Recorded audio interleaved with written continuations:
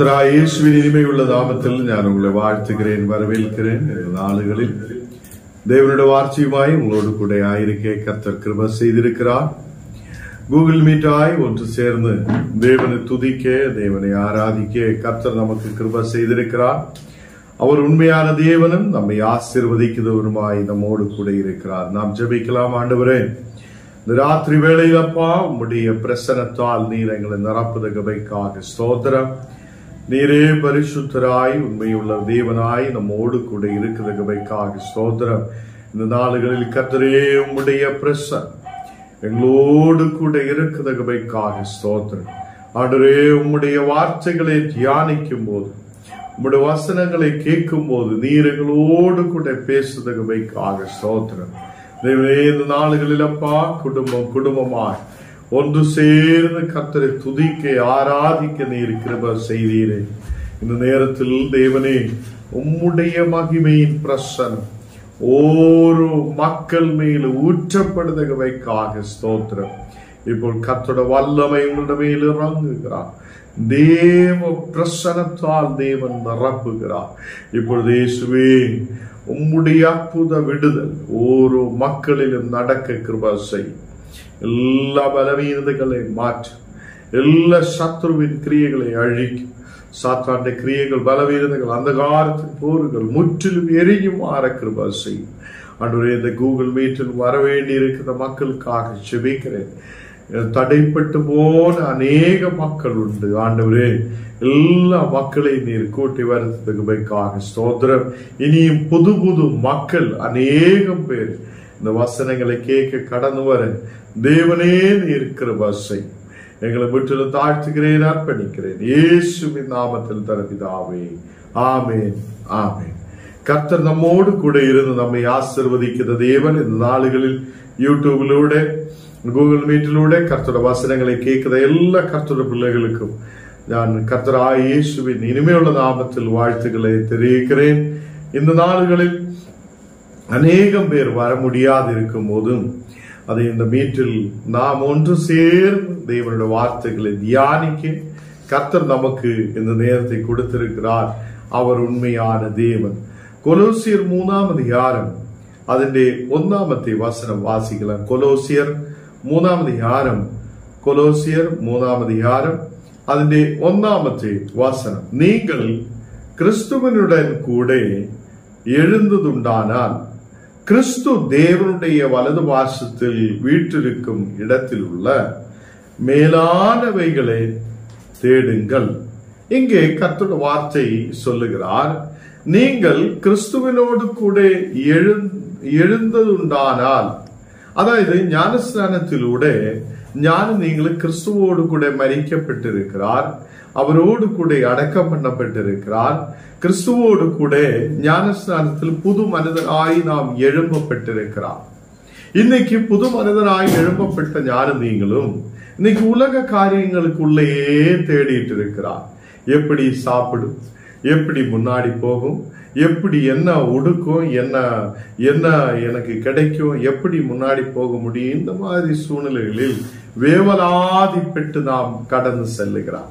கர்த்தருடைய பிள்ளைகளே, இங்கே தேவனுடைய வார்த்தை சொல்லுது, நீங்க கிறிஸ்துவனோடு கூட எழுந்ததுண்டானால், நீங்க அவரோடு கூட உயிர்த்தெழும்பினதா இருக்குதென்றால், அவர் உங்களுக்கு ஜீவனை கொடுத்திருக்கிறதென்றால் நாம் என்ன தேட வேண்டும் என்று இங்கே சொல்லப்படுகிறார்.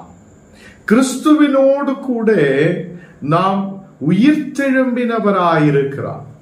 கிறிஸ்துவினோடு கூட நாம் உயிர்த்தெழும்பி அவரோடு கூட வாழுத, அவரோடு கூட இணைக்கப்பட்டவராய் நாம் காணப்படுகிறார். கர்த்தருடைய பிள்ளைகளே, கிறிஸ்து தேவனுடைய வலது பார்சத்தில் வீற்றிருக்கும் இடத்தில் உள்ள மேலானவைகளை தேடுங்கள் என்று வசனம் சொல்லுகிறார். அப்போ கிறிஸ்து தேவனுடைய வலது பார்சத்தில் இருக்கிறார் என்றும் நாம் தேட வேண்டிய விஷயம் என்ன என்றால் மேலானவைகளை தேட வேண்டும் என்று வசனம் சொல்லுகிறார். எத்தனை பேர் இந்த வசனத்தை கேட்கிறார்? இந்த விசுவாசத்தோட நீங்க ஆயிருக்கட்டும். இன்னைக்கு உலகத்திலே ஏதோ ஒன்றை தேடுறதுக்கு அல்ல தேவன் சொல்லி இருக்கிறார். உலகத்திலே ஏதோ ஒரு ஆசீர்வாதத்தை தேடுறதுக்கு அல்ல. கர்த்தர் சொல்லுகிறார், அவருடைய வசனம் சொல்லுது என்னென்றால், கிறிஸ்து எப்படி தேவனுடைய வலது பாசத்தில் இருக்குதோ அப்படியே அந்த இடத்துக்குள்ள மேலானவைகளை தேடட்டும். எத்தனை பேர் இந்த நாடுகளில் மேலானவைகளை தேடுகிறார்? அதுக்காக நாம் யோசிக்கிறார். இந்த உலகத்தில் நாம் ஆயிருக்கும் போது சண்டைகள், பிரிவினைகள், பிரச்சனைகள், வேவலாதிகள், நாளை பற்றியுள்ள கவலைகள், நாளைக்கு என்ன ஆகும், நாளைக்கு என்ன ஆகும், நாளைக்கு என்ன ஆகும்னு சொல்லி உள்ள கவலைகள் நம்மை மேலானவைகளை, கிறிஸ்து இருக்கிற இடத்திலே மேலானவைகளை தேட முடியாதே சாத்தான் நமக்கு தடை வைக்கிறார். ஹல்லேலூயா. இந்த நாடுகளில் எத்தனை பேருக்கு இது புரிகிறார் என்று எனக்கு தெரியல. என்னாலும் நாம் கிறிஸ்துவினோடு கூட எழுந்தவராயிருக்கிறார், கிறிஸ்துவினோடு கூட உயிர்த்தெழும்பினவராயிருக்கிறார். கர்த்தருடைய பிள்ளைகளை, நாம் கிறிஸ்துவினோடு கூட உயிர்த்தெழும்பின பிள்ளைகளாய் இருக்கும் போது, அவர் நமக்கு நித்திய ஜீவனை கொடுத்திருக்கும் போது, நாம் இந்த உலகத்தில் அழிஞ்சு போகிற பொருள்களை அல்ல தேட வேண்டது. நாம் தேட வேண்டது அவர் இருக்கிற இடத்திலே, கிறிஸ்து இருக்கிற இடத்திலே மேலானவைகளை நாம் தேட வேண்டும். ஹல்லேலூயா. இன்னைக்கு எனக்கு இருக்கிற கர்த்தருடைய பிள்ளைகளே, மேலான ஆசீர்வாதம், மேலானவைகளாய் இருக்கிற தேவனுடைய ஆசீர்வாதம், தேவனுடைய அபிஷேகம், தேவனுடைய அக்கினி, தேவனுடைய வல்லமை அது நம்மோடு கூட இருக்கட்டும். கர்த்தருடைய ஆசீர்வாதத்தை தேடட்டும். தேவ ஆசீர்வாதத்துக்குள்ளே ஆயிருக்கிற பிள்ளைகளாயிருக்கும் போது அவர் நம்மை பாதுகாத்து நடத்துவார், நம் தேவைகளை சந்திப்பார், நமக்கு முன்னாடி போக அவர் உதவி செய்வார். காக்கையை பாருங்கள், அது எதுவுமே செய்யதில்லை, எதுவும் சேர்த்து வைக்கிறது இல்லை. அதை போஷிப்பிக்கிற தேவன் நம்மையும் போஷிப்பார், நம்மையும் வழி நடத்துவார், நம் தேவைகளையும் சந்திப்பார். ஹல்லேலூயா. இன்னைக்கு என்ன கேட்குதா தேவ பிள்ளைகளே, அவர் அதை தேவனுடைய வலது பாசத்தில் இருக்கிறார். தேவனுடைய வலது பாசத்தில் வீற்றிருக்கும் இடத்தில் உள்ள, அவர் வீற்றிருக்கிற இடத்தில் உள்ள மேலானவைகளை நாம் தேடட்டும். அதுதான் வேதத்தில் சொல்லுகிறார், உன்னுடைய வாழ்க்கையில் இருக்கிற பழைய மனுஷனே எரிந்து விடட்டும். பழைய மனுஷனே எரிந்து விடட்டும். பழைய மனுஷன் எரிந்து விடப்படட்டும். பழைய மனுஷனை நாம் எரிந்து விட்டு புது மனிதனாய் நாம் மாற்றப்படட்டும். கொலோசியர் 3ஆம் அதிகாரம் അതിന്റെ 2ാമത്തെ വചനത്തിൽ சொல்லுகிறார், பூமியில் உள்ளவைகளை அல்ல மேலானவைகளை நாடுங்கள். கர்த்தருடைய வசனம் சொல்லுகிறார், பூமியில் உள்ளவைகளை அல்ல, இந்த உலகத்தில் உள்ளவைகளை அல்ல, இந்த பூமியில் உள்ளவைகளை அல்ல, மேலானவைகளை தேடுங்கள், மேலானவைகளை தேடுங்கள். ஹல்லேலூயா. இன்னைக்கு அநேகம் பிரச்சனைகள் மனித வாழ்க்கைகளில் இருக்கிறார். மனிதர்கள் சமாதானம் இல்லாத இருக்கிறார். அநேகாயிரம் மக்கள் பயத்தோட நடுக்கத்தோட ஆயிருக்கிறார். இந்த நேரத்தில் உலகம் நமக்கு சமாதானம் தராது. உலகம் தராத ஒரு சமாதானம் கிறிஸ்து நமக்கு தருகிறார். கிறிஸ்து எனக்கு உங்களுக்கு ஒரு சமாதானத்தை அழைக்கிறார். அந்த சமாதானம் உலகம் தருவது அல்ல.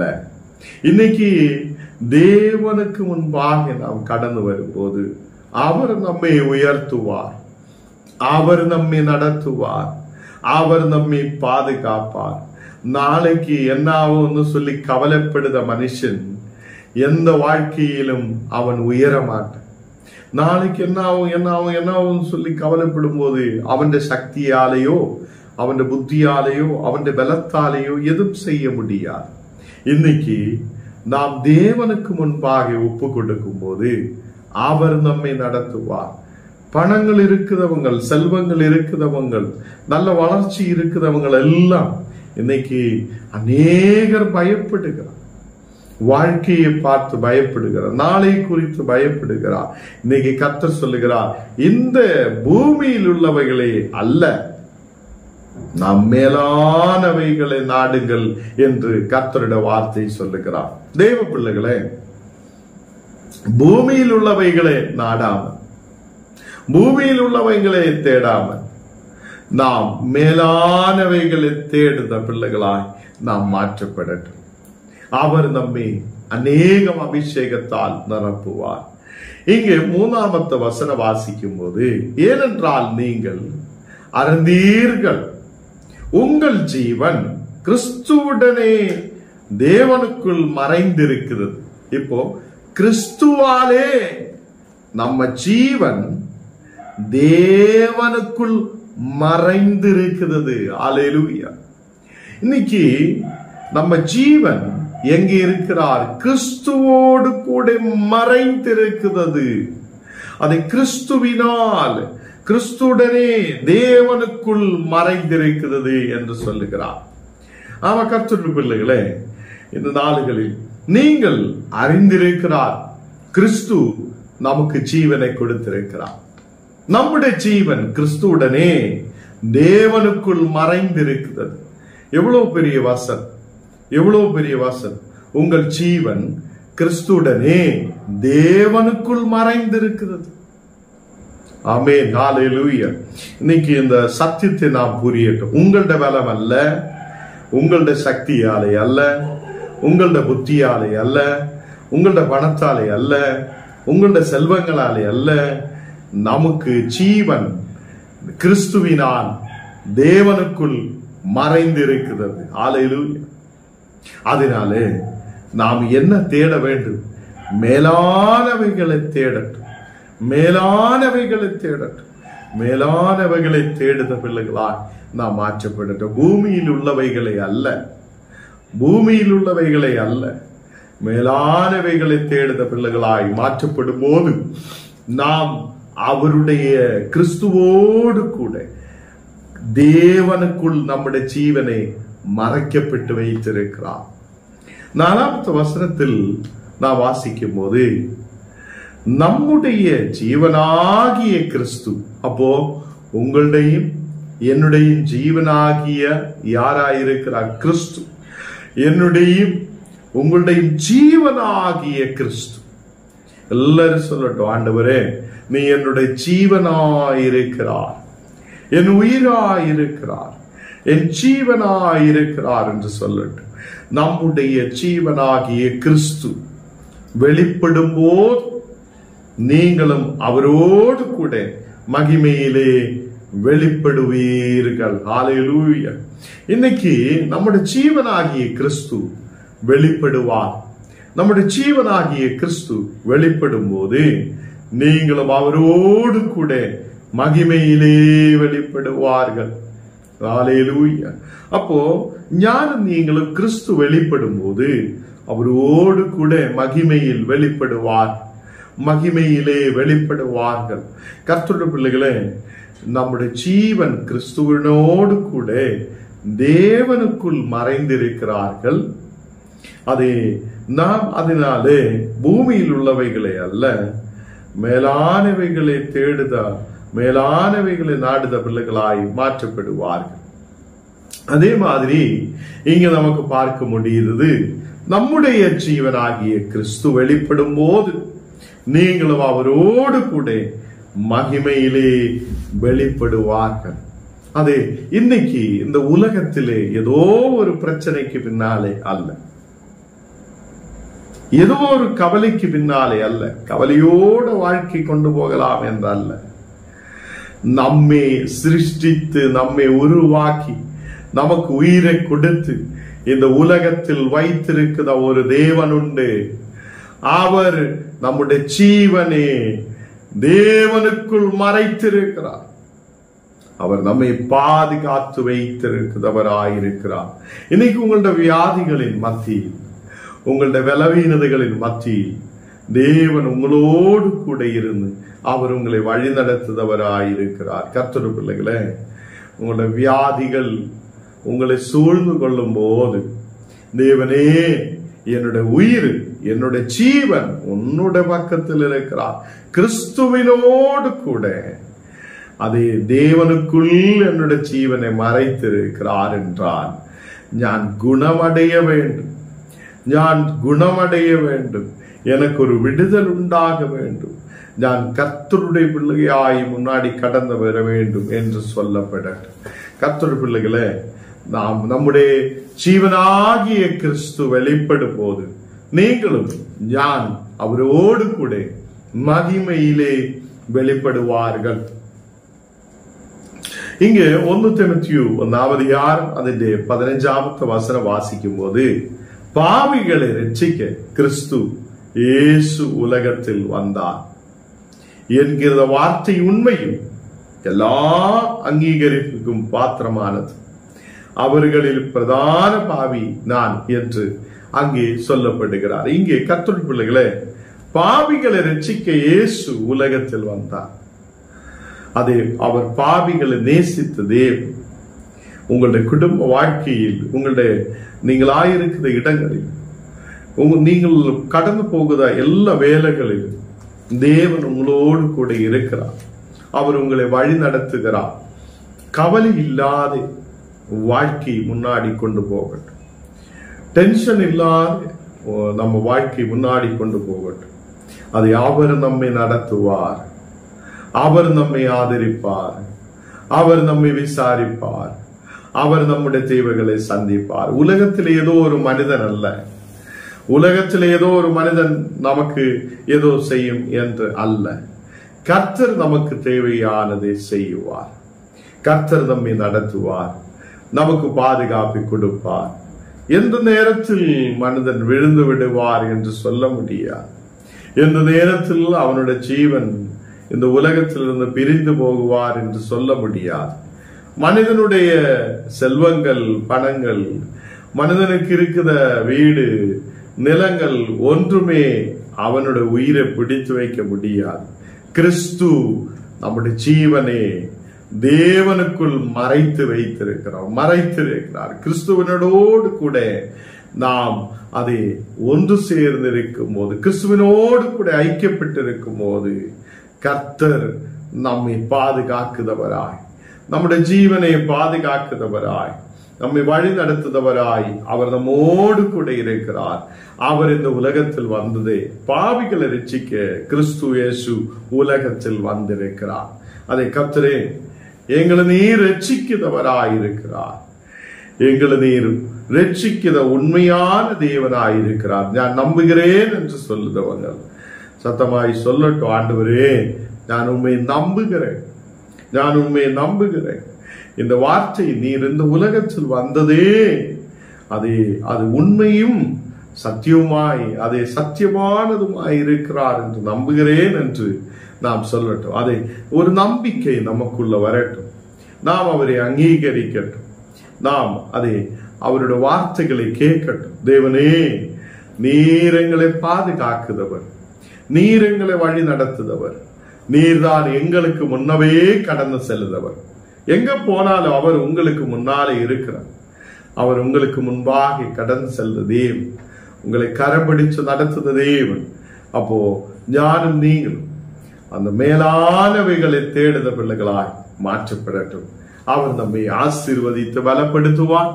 இந்த உலகத்தில் ஏதோ ஒரு செல்வங்களை அல்ல, உலகத்தில் ஏதோ பெருமைகளை அல்ல, உலகத்தில் ஏதோ சண்டைகளும் பிரிவினைகளையும் அல்ல. நாம் மேலானவைகளை தேடுத பிள்ளைகளாய் நாம் மாற்றப்படும் போது கர்த்தர் நம்மை வழி நடத்துவார். அவர் உங்களை ஜீவனை பாதுகாப்பார். அவர் உங்களையும் உங்களோட பிள்ளைகளையும் குடும்பங்களையும் வழி நடத்துவார். உங்களோட வேலைகளில் ஒரு உயர்ச்சியை கர்த்தர் கொடுப்பார். நாம் ஜெபிக்கலாம். ஆண்டவரே, இந்த ராத்திரி வேளையில் உம்முடைய பிரசன்னம் எங்கள் நடுவில் இறங்கட்டும். தெய்வீக வல்லமை எங்கள் நடுவில் இறங்குதவைக்காக ஸ்தோத்திரம். இப்பொழுதே ஓரோ மக்களையும் கர்த்தர் தொடுகிறார். தெய்வீக பிரசன்னம் இப்போது உங்கள் மேல் இறங்கி வருகிறார். எல்லா சோர்வுகள் மறையப்படுகிறார், எல்லா எதிர் சக்திகள் எரிக்கப்படுகிறார், எல்லா அந்தகார கிரியைகள் எரிக்கப்படுகிறார், சத்ருவின் கிரியைகள் எரிக்கப்படுகிறார். இந்த நேரத்தில் அப்பா ஒரு புது ஜீவன், புது பலம், புது சக்தி இந்த மக்களின் மேல் ஊற்றப்படுதவைக்காக ஸ்தோத்திரம். அபிஷேகத்தால் நிரப்ப உம்முடைய வல்லமையால் குடும்பங்களிலே பிரச்சனைகளை மாற்றி இந்த நாடுகளில் கர்த்தரே நாங்கள் மேலானவைகளை தேடுத மக்களாய் மாற்றப்பட கிருபை செய்யும். உம்முடைய பிரசனத்தால் நிரப்பி வழி நடந்து எல்லா குறைகளை மாற்று தேவனே. நிக்கப்பா, அநேகம் பேர் வியாதியோடு பலவீனதையோடு இருக்கிறார். வியாதி படுக்கைகளை நீர் எடுத்து மாற்று. ஒரு சௌக்கியம் உண்டாகட்டும். இந்த மக்கள் ஆரோக்கியத்தோடு விடுதலோடு சௌக்கியத்தோட ஆயிருக்க கிருபை செய்யும். அநேகர் ஜெபிக்க சொல்லி இருக்கும் போது அந்த மக்களுக்காக விசேஷமாய் ஜெபிக்கிறேன். விசேஷமாக பாம்பேயில் ஆயிருக்குது அந்த மக்களுக்காக ஜெபிக்கிறேன். ஹாஸ்பிட்டலில் ஆயிருக்குது அந்த அம்மாவுக்காக விசேஷமாய் ஜெபிக்கிறேன். அந்த ஹாஸ்பிட்டலில் சீரியஸ் ஆயிருக்கும் போது ஜபத்தோடு ஆயிருக்கும் போது ஆண்டவரே மகளை நீர் தொடுதகமைக்காக ஸ்தோத்திரம். ஒரு சௌக்கியம் உண்டாகட்டும், ஒரு விடுதல் உண்டாகட்டும். மகள் சௌக்கியத்தோட ஆயிருக்க எல்லா பலவீனங்கள் மாற்றப்பட நீர் கிருபை செய்ததுக்காக ஸ்தோத்திரம். அதே மாதிரி அநேகம் பேர் ஜபிக்க சொல்லி இருக்கும் போது அந்த ஜபிக்க சொல்லி எல்லா மக்களையும் உன்னோட கருத்தில் ஒப்பு கொடுக்கிறேன். நீர் ஆசீர்வதித்து பலப்படுது. இன்னைக்கு கூகுள் மீட்ல இருக்கிற ஒவ்வொரு மக்களையும் நீர் தொடும். உமது பிரசனத்தால் நிரப்பும். உலக காரியங்களை தேடுதவங்களாய் அல்ல, உலகத்தில் ஏதோ டென்ஷனுக்காக அல்ல, உலகத்தில் ஏதோ விவலாதியோட அல்ல. ஆண்டவரே இந்த மக்கள் கர்த்தருக்காக எழுதி நிற்க நீர் கிருபை செய்யும். இயேசுவின் நாமத்தில் தர பிதாவே, ஆமென்.